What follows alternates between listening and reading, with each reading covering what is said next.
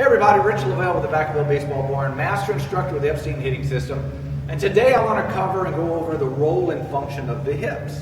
And the reason why I bring this up is I had a long-time client. He's been coming to me since he was 8, 9 years old. He's 11 now. I say long time for him. It seems forever.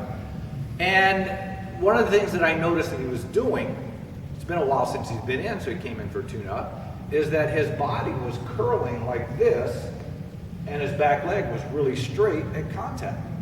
And if you watch any Major League Baseball players, and if you've watched any of my videos along with Jake's and other Epstein hitting instructors, we're trying to get this knee as low to the ground as possible as the knees come together. So what was happening, and here's how this occurred.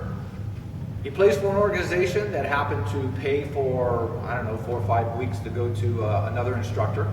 And in the instructor's explanation of what the hips do, what is their role? Well, their role is to turn and start facing towards the pitcher to create some separation between that and the upper body. And their function is to get the whole body to come through, I suppose would be the best way to say that.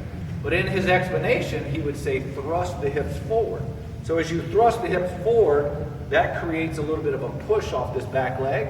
And until you get into some really experienced players, starting to add in a little bit of push from that back leg is not a good idea, because their first thing they do is they go from a decent position to this now. And now they're changing elevation straight to this back leg, and the hips never really finish through. And then this creates this look like that. So yeah, it looks like they've got tilt, but if you see, my shoulder's way behind my hip and even farther behind my back, or my right knee. So what we need them to do is they actually need to start pinching that back knee in, which will start this back hip rotating through. And as they get into their approach position, they come here, basically this back knee is going to continue through.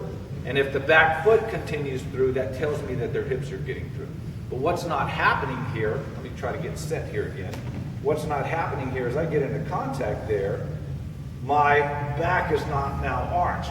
If my back starts arching as my hips thrust forward, you can see I'm falling backwards as my bat's coming through the zone, which is going to reduce my bat speed and power. So again, let's try to make sure as we're swinging, we're staying stacked. Hip and shoulder line up right over the back knee, and we're trying to get as deep as possible. Very difficult to do in slow motion, but that's where we need to get, and that's why when we get into this contact position, we have our players extend their arms and then sit back on their back knee as long as possible, because that's the last position we want them to feel. And as we get into faster, more fluid swings, it translates into a more proper swing. Hopefully that helps you out. Listen to the words that are being said. Make sure you understand. If you don't, ask why. If you have any other questions, shoot me a quick email or message on the video, and I'll answer that for you. Give us a like, share us out on our YouTube channel.